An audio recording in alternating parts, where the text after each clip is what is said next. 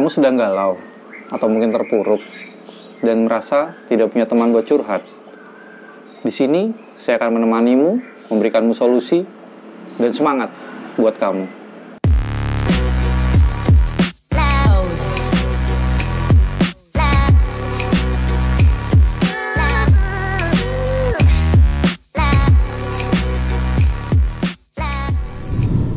Hai Indonesia, bertemu lagi dengan saya Ray dalam channel Gapi Indonesia.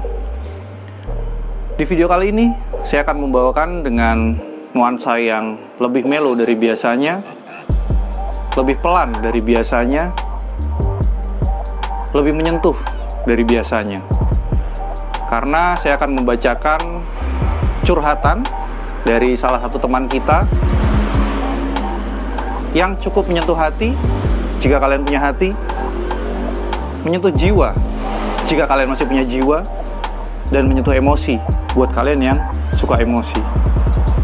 Untuk nama akan saya samarkan karena nanti bisa pansos ya.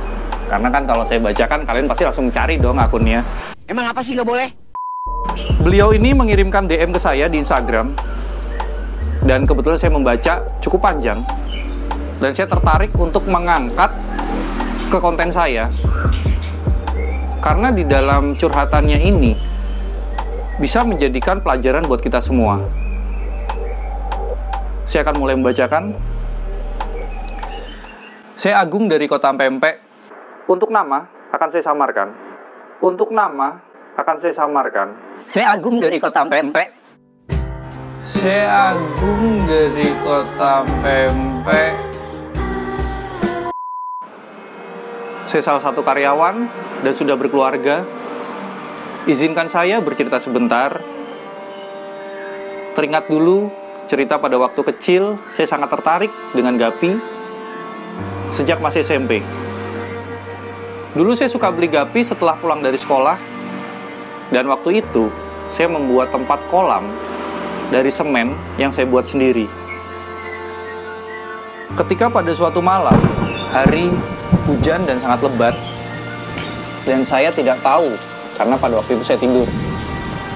Keesokan harinya, saya lihat ternyata Gapi saya sudah habis terbawa banjir, dan saya sangat sedih.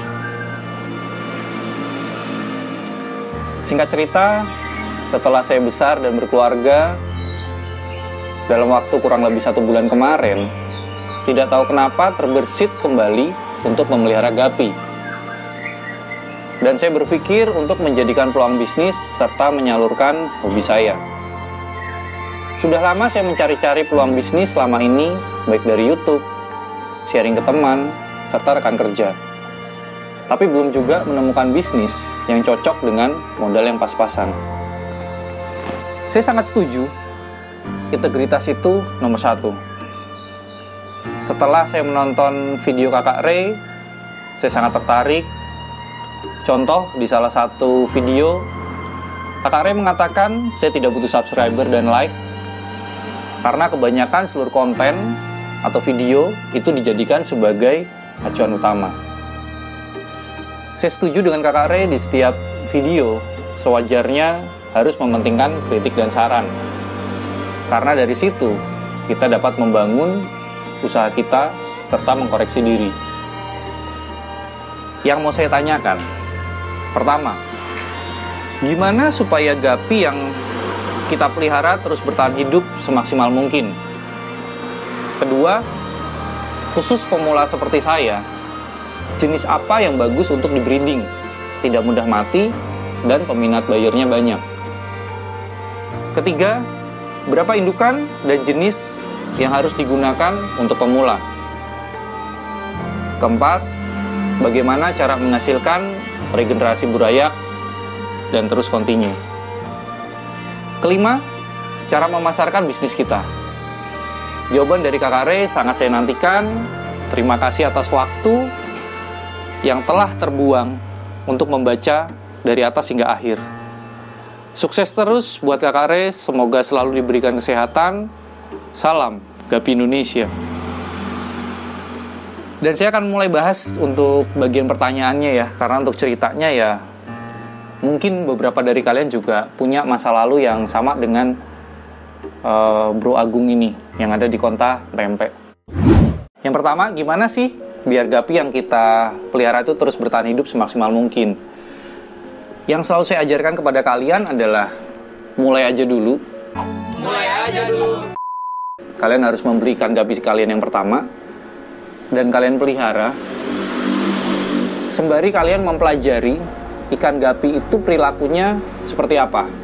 Karena buat kalian yang sudah pernah memelihara ikan hias lain seperti cupang, mas koki, atau ikan koi, gapi ini pasti berbeda. Jadi buat kalian yang sudah pernah pelihara ikan pun, ketika memegang ikan gapi itu pasti ada kendala. Bukan saya tidak ingin menjawab, tapi saya mengajarkan kalian untuk berlatih memahami sesuatu yang kalian pelihara. Jadi kalau pertanyaannya bagaimana supaya gapi terus bertahan hidup semaksimal mungkin, mulai aja dulu dan pelajari ikan yang kalian pelihara. Jadi ketika dia sakit, kalian bisa searching, kalian bisa nonton di video saya mungkin. Sudah banyak saya kasih masukan-masukan dan mungkin beberapa penanganan untuk ikan yang baru kalian beli atau ketika ikan kalian mengalami sakit. Jujur aja, untuk ikan gapi ini tidak semudah kalian pelihara ikan lainnya. Jadi untuk ikan cupang mungkin dia lebih kuat. Untuk ikan mas koki juga dia tergolong ikan yang kuat dan kalau sakit pun dia bisa sembuh dan bisa hidup lebih lama. Tapi khususnya ikan gapi, saya buka kepada kalian, itu bukan ikan sembarangan. Bukan ikan yang kelihatannya tidak ada harganya kemudian dipeliharanya mudah. Tapi dia ikan yang unik. Setiap ikan gapi itu punya karakter. Tergantung dari bagaimana pemeliharaan sebelumnya atau kebiasaan kalian memeliharanya. Cara yang kalian gunakan itu yang akan membentuk ikan gapi kalian menjadi karakter yang ingin kalian cetak di ikan-ikan kalian. Artinya, kalau kalian memanjakan ikan kalian, otomatis ikan itu akan menjadi sulit untuk dipelihara ketika jatuh ke tangan orang yang tidak terlalu memanjakan ikannya. Pertanyaan kedua, khusus pemula seperti saya, jenis apa yang bagus untuk di breeding, tidak mudah mati, dan peminat bayarnya banyak? Oke, ini pertanyaan yang kontroversi. Dalam artian, yang pertama dia seorang pemula, yang kedua bagus untuk di breeding, yang ketiga tidak mudah mati, yang keempat peminat bayarnya banyak. Kita akan bahas dari yang pertama adalah pemula. Buat pemula, ada dua opsi yang bisa kalian pilih. Yang pertama adalah jenis gapi shorttail atau jenis gapi yang ekor pendek.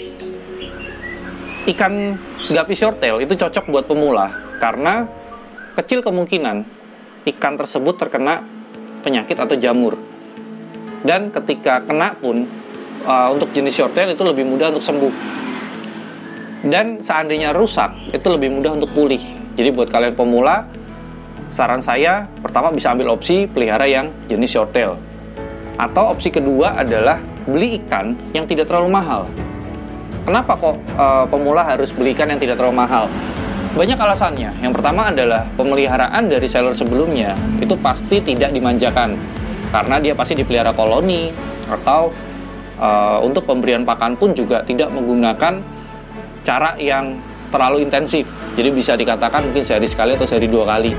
Dan yang berikutnya, yang murah itu kalau seandainya mati, kalian bisa beli lagi untuk bahan pembelajaran berikutnya. Tapi kalau kalian beli yang mahal, kalau seandainya kalian ketemu ikan yang rewel atau ikan yang terbiasa dimanja dari seller sebelumnya, ketika mati, kalian agak berat untuk beli lagi. Jadi saran saya ada dua opsi. Satu, pelihara yang shorttail. Kedua adalah cari yang murah. Itu untuk kalau kalian masih pemula. Yang kedua, jenis apa yang bagus untuk di breeding? Bagus di sini masih sangat ambigu ya. Bisa dibilang bagus dalam fisiknya, bagus dalam kualitas, atau bagus dalam pemasarannya. Artinya banyak sekali permintaan untuk jenis tersebut. Jadi kalau pertanyaannya yang bagus untuk di breeding untuk pemula, saran saya adalah ambil aja shorttail yang berkualitas. Kalau budget kalian lumayan banyak. Tapi kalau budget kalian sedikit, saran saya adalah ambil shorttail yang kualitas standar. Kalian harus belajar memelihara dan breedingnya dulu. Jadi ketika kalian sudah bisa, kalian bisa lanjut ke yang kualitas lebih baik. Pertanyaan berikutnya adalah yang tidak mudah mati. Nah, kalau yang tidak mudah mati ini, saran saya adalah beli ikan yang tidak dimanja oleh sellernya.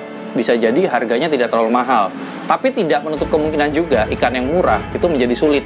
Kenapa? Saya kasih sedikit bocoran. Ikan gapi yang tidak dimanja itu bisa jadi mudah mati juga kalau pemeliharaan kalian jauh berbeda dengan si seller. Contoh, ikan yang kalian beli dari seller sebelumnya dipelihara di kolam, ketika kalian beli dan kalian pelihara di akuarium, itu pasti butuh penyesuaian yang agak sulit atau agak lama. Jadi ada kemungkinan dia gagal adaptasi. Tapi kalau seller yang kalian beli itu pelihara di akuarium, kemudian kalian juga pelihara di akuarium, itu lebih kecil kemungkinan gagal adaptasi. Jadi kalau pertanyaan tidak mudah mati, saya tidak bisa menjawab secara lugas. Basicnya adalah cari ikan dari seller yang cara pemeliharaannya seperti yang kalian inginkan. Itu pasti lebih mudah untuk bertahan hidup. Yang terakhir adalah peminat bayarnya banyak. Nah, kalau soal ini yang bisa saya kasih info ke kalian adalah ikan kualitas itu tidak ada masanya atau tidak ada musim-musimnya. Jadi artinya ketika kalian menjual jenis apapun tapi secara kualitas itu baik, bisa dibilang kualitas kontes, sampai kapanpun harganya tetap baik dan peminatnya pasti ada. Yang kedua adalah cari ikan yang banyak orang cari, dan biasanya yang banyak dicari oleh orang lain itu adalah ikan-ikan yang langka. Sekalipun tidak langka, itu mungkin jarang orang yang menternakkan jenis tersebut. Dari mana kalian tahu? Kalian bisa lihat di video saya sebelumnya yang membahas soal tren gapi. Lanjut ke pertanyaan ketiga, berapa indukan dan jenis yang harus digunakan untuk pemula? Khusus pertanyaan ini, itu semua terserah kalian. Jadi, kalau budget kalian banyak, mulailah dari 1 atau 2 jenis, tapi beberapa indukan yang kalian pisah dalam beberapa tempat.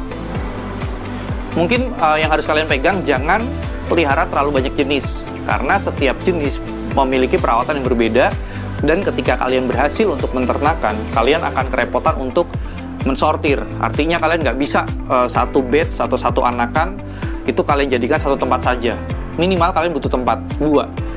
Satu untuk jantan, satu untuk betina. Belum lagi dari jantan yang kalian pilih akan diindukan lagi, dan sisanya mungkin kalian buang atau kalian jual. Begitu juga untuk yang jantannya, kalian butuh pisah lagi menjadi 2, yang kualitas baik, kualitas sedang, dan yang akan kalian buang. Jadi ketika kalian pelihara terlalu banyak jenis, pasti kalian akan mengalami kesulitan untuk banyaknya tempat, dan ketika kalian mensortir itu juga harus kalian pisahkan mana yang ingin kalian lanjutkan untuk diternak dan mana yang tidak kalian lanjutkan. Jadi mungkin masukan dari saya, jangan terlalu banyak jenis, tapi jumlah secara kuantiti boleh agak banyak, asalkan budget kalian tidak terbatas atau banyak. Lanjut ke pertanyaan keempat, bagaimana cara menghasilkan regenerasi burayak secara kontinu? Untuk pertanyaan ini gampang ya, jadi yang sulit itu adalah mencetak kualitas. Jadi kalau kalian sekedar pelihara gapi untuk kuantiti atau jumlah, itu gampang. Karena si gapi sendiri akan terus beranak, dan bahkan kalau di tempat saya, itu saya stop. Jadi banyak sekali jenis yang jantan dan betinanya itu saya pisah, supaya mereka tidak kawin terus dan tidak beranak pinak terus. Jadi untuk pertanyaan keempat, saran saya untuk Bro Agung, mulai aja dulu dan kamu akan tahu bahwa memperbanyak gapi itu mudah. Yang sulit adalah mencetak kualitasnya. Pertanyaan terakhir, cara memasarkan bisnis kita. Nah ini saya selalu tertarik ketika kalian bertanya soal bisnis di dunia gapi, karena saya sebagai pelopor di Indonesia yang membawakan istilah gapi bis atau bisnis dalam gapi, saya merasa tergerak buat mengajarkan kalian semua, karena banyak dari kita pemain gapi bisa menternakkan atau sukses memperbanyak, tapi kesulitan dalam hal menjualnya. Mungkin saya bahas sedikit yang inti saja buat Bro Agung pegang.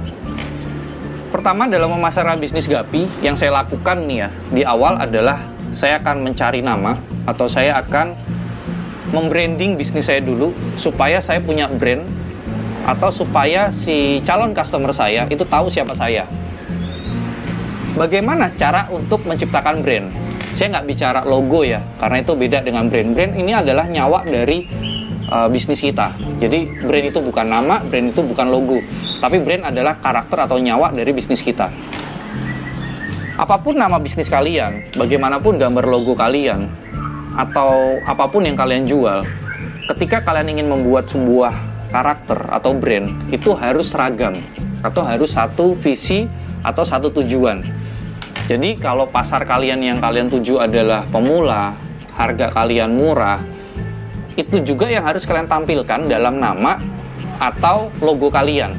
Jadi bisa dibilang itu sejalan. Tapi kalau pasar kalian menengah, harga kalian lumayan mahal, itu juga yang harus kalian tampilkan dalam nama bisnis kalian dan logo kalian.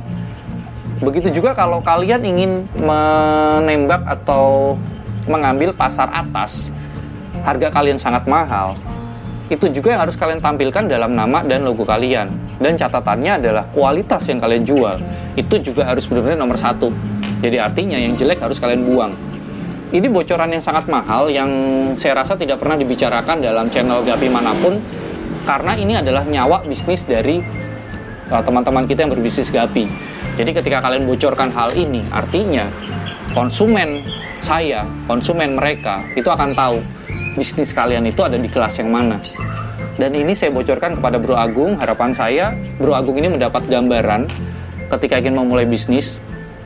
Tidak seperti yang mungkin banyak orang pikirkan, harus mulai dengan modal, harus mulai dengan perlengkapan, harus mulai dengan mungkin strategi atau rencana. Kalau yang saya lakukan, yang pertama adalah menciptakan brand itu sendiri dulu. Pertama kali Gapi Indonesia ada, saya sudah meniupkan napas kehidupan di Gapi Indonesia. Meniupkan napas kehidupan di Gapi Indonesia. Meniupkan napas kehidupan di Gapi Indonesia. Saya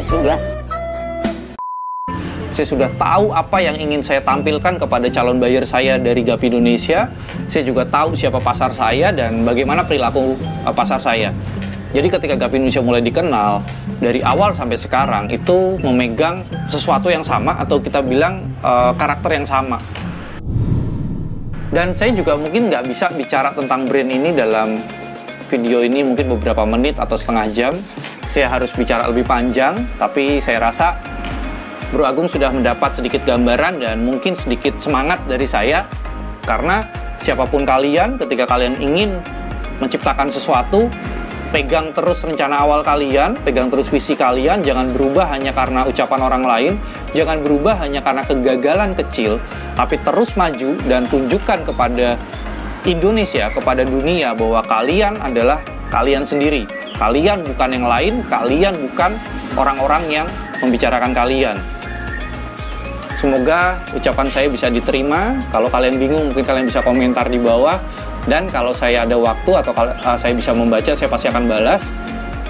Itu saja dari saya. Maju terus, Indonesia.